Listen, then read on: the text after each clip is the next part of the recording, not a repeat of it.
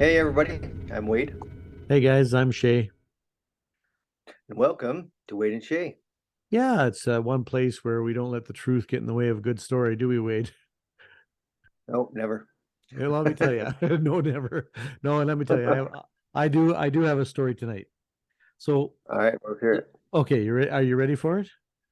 I'm ready. So, there's some lessons to be learned in this, and I'm hoping that our listeners or viewers, can help participate in this a little bit and give us some good feedback um, about this. But when years ago when I was just starting in my when I was just starting my job, or one of my jobs that I had when I was about 21, 22. I was I was working way up in the boreal forest, so or just on the edge of the boreal forest. So in the boreal forest, there happens to be a little bird, and he's not that little. I guess he's about 8, 9 inches tall, and he's gray and white, and he lives just in that boreal forest area. You don't see him much other places than that. Well, to tell you the truth, I don't know where he migrates to, but if he even migrates. Um, but anyhow, we call him here whiskey jacks. Kind of a neat little bird.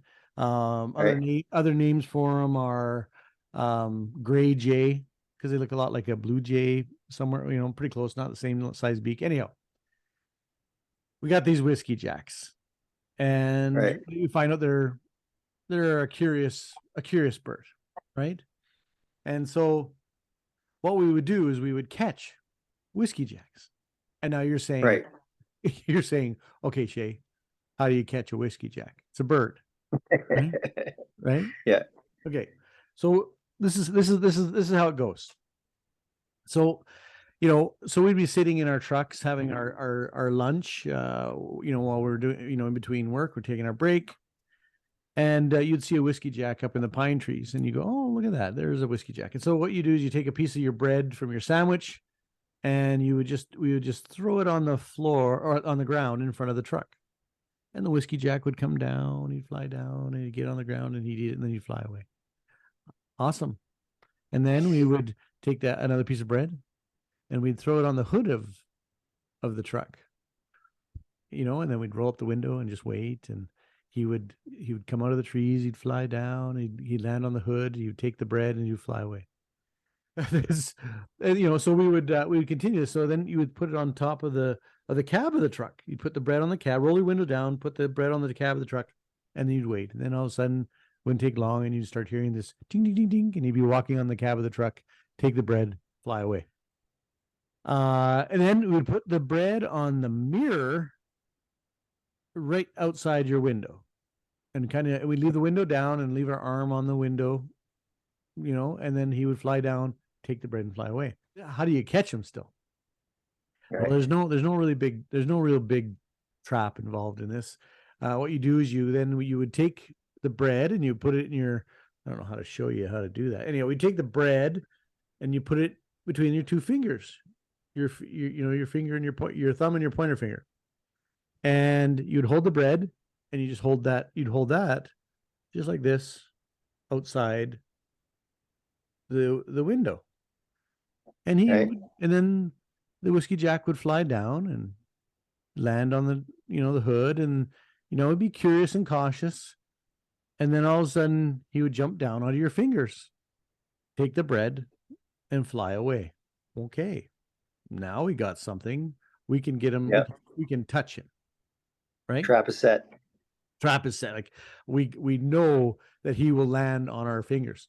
So what you do is you take that bread one more time. Now I don't know how many steps we've gone so far, but we're up to probably about step 5 now. And so Step once by. again, and this is how it works, is you take that bread, he comes, and he comes down, and he lands on your hand, on your fingers, and he goes to take the bread, and all you do is you squeeze your fingers on his big toe, on his one of his toes, and now you have a whiskey jack. Because believe it or not, Yeah. the whiskey jack will not fly away without its toe. No, no. Yeah, I would imagine that most people wouldn't, or things wouldn't. No, yeah, no, most people just wouldn't walk away without their toe. And so yeah, so No. now you have a whiskey jack. Now now there's lots of parables or lessons learned already that you can see on how you can slowly fall into a trap. I'm sure a mother whiskey jack has taught its chicks to stay away from predators. But still, when that food is offered and it's so good, right? Yeah. They would slowly make that move little by little, Right. right? I mean, Yeah. how many times have you been fooled in your life, Wade? I don't like.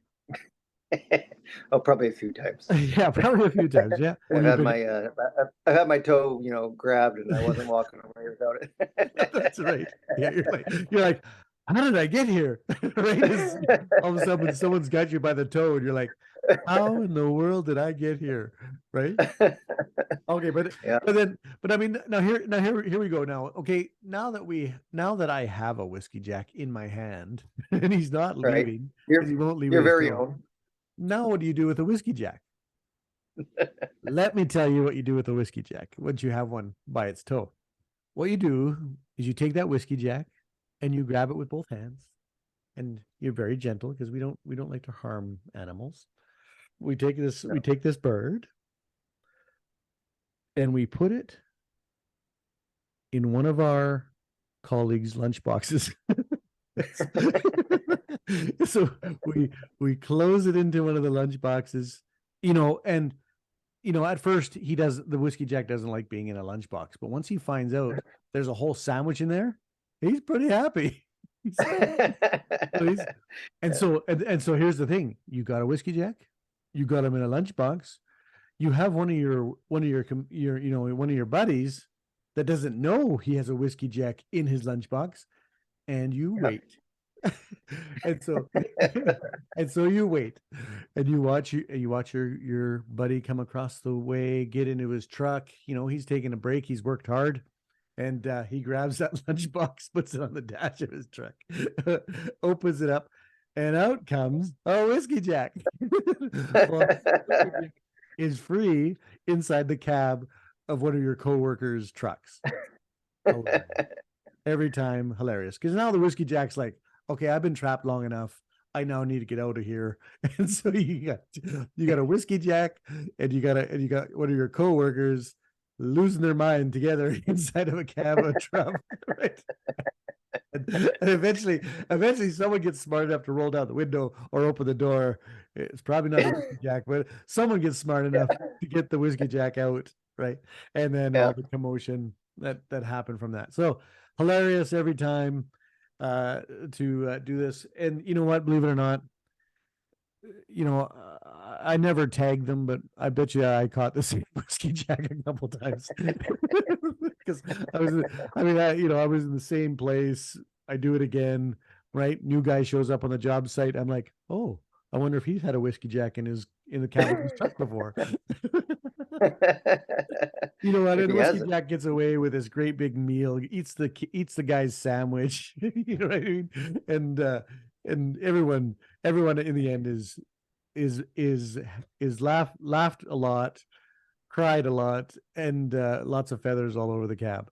Anyhow, that's my story for today, is on catching a whiskey jack. And you and I had talked about this before, Wade. We talked about just situations where we find ourselves over time, little by little, without even us not paying attention or whatever, getting caught into situations, and that aren't favorable. And I was wondering if people that are watching or listening with us today, I'd love to hear how that lesson of a whiskey jack's toe applies to something that's happened in your lives, right? Mhm. Where you've been slowly coerced and then eventually trapped, um, and not having a way out, or not willing to leave your toe behind. And you know what?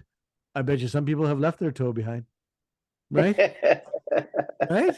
Yeah, forget it. They're leaving it. Yeah. It's funny. There's probably people also like, you know what? I wasn't the whiskey jack, but I was the one who trapped the whiskey jack. No, you know what? Good. I never thought of that. I always think of it as the whiskey jack making the mistake, but there's also the predator, right? There's predator and prey, and how have you been, maybe we're teaching somebody some bad habits right now, right? I think they call it gaslighting, don't they? You convince a person enough times where they're like, oh, I believe it. Like, yeah. Yeah, never. Think of the whiskey jack. Like, you know what? I want a whole sandwich today. And I know if I just fly down, if I fly down, land on that guy's hand, I get a full sandwich. Yeah. And I also get to meet new people. Yeah, you're right. Who's playing who? Yeah, right. I like that. I never thought of that. Like, yeah, I wonder if some of our viewers and listeners have been that person and have regrets or the reasoning why they've done that. I'm just trying to think right now in my mind, as other than doing it with birds, maybe have I pulled people into trap by just, using flattery, right? Pulled people into getting what I want. Isn't that usually in the end what you're after, right? Is to get something. Well, it's fair to say for me, I could say as both. I was on both sides. I've been Yeah. trapped. I've been on the other side as well. And I think it's just life learning. But I think the most important part of the story is like, okay, you know what? You start off with the whiskey jack, but then hey, what's the next size of bird you go after? That's right. Yeah, that's right. Eh? A big old crow. Next thing you got a bald eagle on your finger. He takes your finger. Right? He's like, well, that didn't work how I had it planned. He just bites your finger off. You're like, oh well, dang it. Bald eagle looks at you. You want my toe? I'll take your finger. That's exactly right. Yeah. Yeah. Where do you stop? Eh? Like, hey, but it was whatever. There's sometimes for fun, you got to make some sacrifices. Exactly. It was a heck of a laugh. He has no fingers, but yeah, that's right. But it was so much fun. You should have seen that guy open up his lunchbox and that bald eagle came out. No finger. This kind of segues, people getting laughs on the expense of others. There's a new topic there for you. Absolutely right. Yeah, I get that. Like we haven't talked about the effect it had on the people inside the cab of the truck having a bird attack them, right? Yeah. Yeah. All for fun. Yeah, all for fun. Like, but you know what? Your truck was having a heck of a laugh. Oh yeah. Oh my goodness. And we thought we were so funny every time. We're like, well, the guy I'm working with in the, he's like, Shea, like you've done this like 8 times, aren't you? Don't you think that it's getting old? I'm like, no, like, it's funny every time. Like, it's exactly. Everybody's going to react a little bit differently. That's why it's funny, right? That's right. Yeah. Oh yeah. If everybody reacted the exact same way, it'd get boring. That's right. That's right. Yeah. And you know what? And that reminds me, like, I've been the butt of jokes many times in my life. And I remember one time I worked with this roping crew. When I mean roping is that they on weekends, they're cowboys. They were legit cowboys. They were a roping team. Right. And man, they were good with lassos. And they made more money doing rodeos than they actually did doing their daily job working with me. We were working side by side there in the oil and gas industry. And but yeah, these guys, you'd be carrying something heavy, you'd be walking along and all of a sudden, whoop, your feet would be gone. They would lasso your legs as you walk around. They'd throw down these ropes or any rope they had. It didn't matter what it was. They would like they would just make this lasso, whack, and they'd pull your feet out from under you. They were so good. They were so good. They practiced constantly on me, laughing as I'm laying there in the dirt. They're like, "We got you, Shea." I was like, "Oh, that was You're awesome." like, man down, man down. Yeah, man down, man down. Oh, but that reminds me, the same crew that I worked with, these cowboys. Well, they were a roping team, but one of them also rode bareback, and he was always broken. And yeah, I remember one time he shows up after the weekend, and he must have, he could barely lift his arm. He probably had broken ribs. Anyhow, he says, Shay, you speak Spanish? I said, yeah, I do. He says, well, could you read this bottle? I go, what do you mean? He goes, well, at the rodeo, this guy gave me this bottle of pills and said, take these. You'll be able to ride again in no time. And so I'm like, you took a bottle of pills from a stranger that you couldn't even read what is in it? It was written in Spanish. They could have been horse tranquilized. I don't know what they were. I read it to him like, oh, I don't know. Like, I don't know what these. Yeah. I don't know what they gave you. Right. But I know, like a medical name in English pretty much looks the same in Spanish because that's what it'd be like to me. yeah, Same thing to me. I was like, are you crazy? Just taking pills that some guy gave you? Oh my. Well, there's another story that we could talk about. Anyhow, these guys were a lot of fun. Like I said, and in this case, I was the butt of the joke because as they would lasso me where I was going, I'd be walking around, and before I knew it, whoop, my feet would be gone from under me. So yeah, pretty cool guys. They were sure fun to work with, and like I said, yeah, they were young and made money roping. I had no idea the money they made on those rodeo circuits, like flying place to place. How do their horses even get there? Do they? If they Ship them. they must, eh? They must ship Yeah. their horses, Yeah. right? Because they fly. I don't know. Yeah. Yeah. All the cowboys that are watching right now, they're just shaking their head. Oh, they're like, oh, who is this guy? Right? Like, how dumb can he be, right? It's like he was the whiskey jack. That's right. Like, yeah, he can catch a whiskey jack, but he knows nothing about rodeo. And he's like, and they're like, of course you would take pills from a stranger. You're in pain. Exactly. They give you pills, the pain goes away, and then you Yeah. can make another 10 grand. Right? Like, Yeah, exactly. anyhow. Yeah, that was our story. Any other thoughts on that? No, that was a good story, man. And Yeah, hey, we've all been there, like I said, both sides. So yeah, maybe anyways, those listening, let us know your thoughts, what you think, yeah, what side you've been on or both sides, or let us know something that has happened to you. It's been kind of fun, crazy, whatever it is. Yeah, we'll share it. yeah. I'd love to hear people's thoughts on that, and then we can expand on it, and and once again, I apologize to all those in rodeo that think that I think I'm a total dummy right now, but that's okay. I used to mutton bust, just so you know. Okay? I used to ride sheep. Huh? Hey, I remember one time you got a pig. That's right. I got a greased pig even once. Like, Got yeah. a great So pig, there you go. I'm back in the good books, I'm sure. Like, yeah. like, oh, this guy's legit.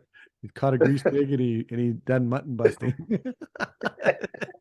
What? You're right up there, man. Yeah. You're forgiven for Yeah. sure. I probably got a buckle somewhere for it too. I should go find it. But anyhow, that was fun. It was a good evening. Yep. See everyone. Have a good evening or whatever time of day it is where you are. Yep. Oh, I'm so worried about those Cowboys giving their comments.